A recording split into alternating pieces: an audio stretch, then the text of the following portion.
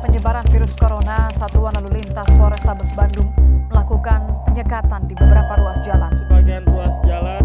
Juru bicara pemerintah penanganan COVID-19, Wiku Adhisa Smito mengatakan angka tersebut sangat tinggi mengingat pada sebelumnya kasus kematian tertinggi yang tercatat pada Juni lalu yakni sebesar 7.913 kasus. Berdasarkan data, provinsi yang mengalami kenaikan. Video pasien COVID-19 ini viral di media sosial. Pihak Wisma Atlet membenarkan bahwa penumpukan terjadi karena kedatangan pasien secara bersamaan. Jadi di awal pandemi, pada saat itu salah satu solusi yang dapat membatasi infeksi dan penyebaran penyakit itu adalah diagnosis yang cepat dan akurat. Tapi waktu itu di awal pandemi pilihan yang tersedia hanya PCR, dimana kalau kita terkendala di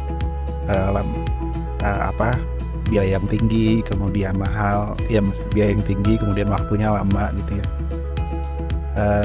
Jadi kita berpikir perlu ada cara lain yang lebih murah, lebih cepat, dan juga tetap akurat untuk bisa membantu pemeriksaan.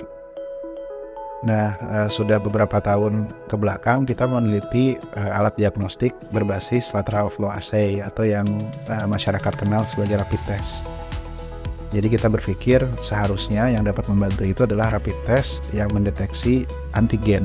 Jadi ketika orang tersebut sedang dalam keadaan sakit, kita bisa mengetahui apakah sakitnya itu karena COVID atau bukan. Jadi munculnya di situ, sehingga kita berpikir alat uji diagnostik yang perlu segera dikembangkan untuk membantu penanganan pandemi pada saat itu adalah rapid test antigen. Jadi pengembangan cepat sendiri saya sebagai peneliti dari cepat itu sendiri, di mana cepat itu sendiri dikembangkan pada awal pandemi COVID-19, terutama di bulan April awal pandemi. Itu saya dipanggil sebagai tim peneliti dari tim cepat itu sendiri. Dan cepat sendiri itu kita berhasil prototipe pertama itu di bulan Desember tahun 2020 hingga sampai ke tahap prototipe dan menguji validasinya. Kemudian setelah itu cepat berhasil validasi pertama kali sebagai produk Indonesia, di mana cepat terus dikembangkan hingga mencapai performa terbaiknya gitu hingga sampai saat ini. Jadi untuk pengembangan cepat plus ini kan sebelumnya sudah dikembangkan cepat ya, yang uji deteksi untuk dengan spesimen nasofaring, swab nasofaring. Nah untuk yang cepat plus ini kita hanya mengganti cara pengambilan spesimennya saja. Jadi pada bulan Maret 2022 WHO kan mengeluarkan rekomendasi untuk penggunaan self test, dan waktu itu juga memang sudah mulai memasuki era new normal. Jadi masyarakat memang harus beraktivitas namun tetap menjaga protokol kesehatan. Oleh karena itu ide cepat plus ini dia muncul sehingga kita mengembangkan cepat untuk yang self test ya, untuk bisa pengujian mandiri di rumah. Jadi kita hanya mengganti bagian pengambilan spesimennya saja dan kemudian running buffernya saja, sedangkan untuk kit secara umumnya memang sudah dari pengembangan sebelumnya cepat.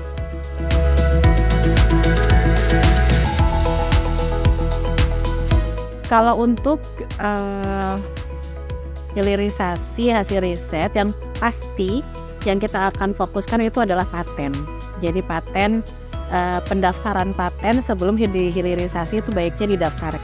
Karena kalau sudah keluar, artinya kalau sudah produk ini sudah menjadi di pasaran, itu sulit untuk didaftarkan paten. Artinya kalau sudah ada di pasar, dia tidak baru lagi. Nah, itu menjadi kendala, dia tidak bisa diproteksi oleh paten. Jadi, sebelum hilirisasi dilakukan, proteksi dengan paten dulu untuk intervensi. Ada lagi merek untuk merek dagang. Ya, jadi kemungkinan dalam satu produk itu ada beberapa kekayaan intelektual. Yang pertama adalah paten, yang kedua adalah merek, yang ketiga mungkin saja ada hak cipta dan rahasia dagang. Nah, itu kekayaan intelektual yang harus diproteksi. Dan menyambung lagi ke pihak-pihak yang terkait, saat cepat itu setelah diproteksi oleh kita kemudian dihilirisasi, kita tidak bisa jalan tanpa bantuan pemerintah. Nah, Pemprov Jabar waktu itu menstimulus gitu ya, menstimulus pembelian rapid test antigen ini kalau tidak salah sebanyak 100.000 ya untuk pembelian pertama. Dan waktu itu Pak Gubernur mengendorse juga bahwa ada produk Unpad, hilirisasi riset, rapid test antigen.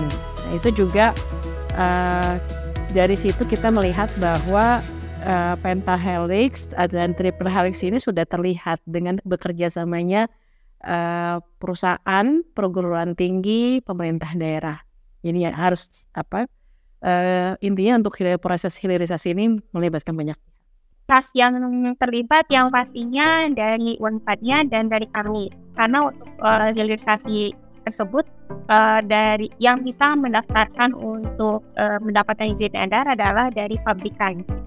Nah, untuk mendapatkan izin edar tersebut tentunya banyak pihak yang terkait. Pertama adalah karena dokumen-dokumen persyaratan yang perlu di-submit itu juga banyak. Mengenai deskripsi produk, formula, dan lain itu disuplai dari Unpad. Kemudian juga ada validasi klinis yang juga dilakukan.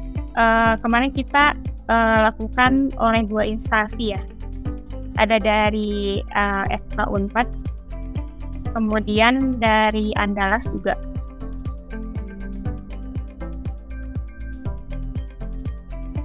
Ketika saya magang, di situ kan ada beberapa masalah yang timbul ya di magang.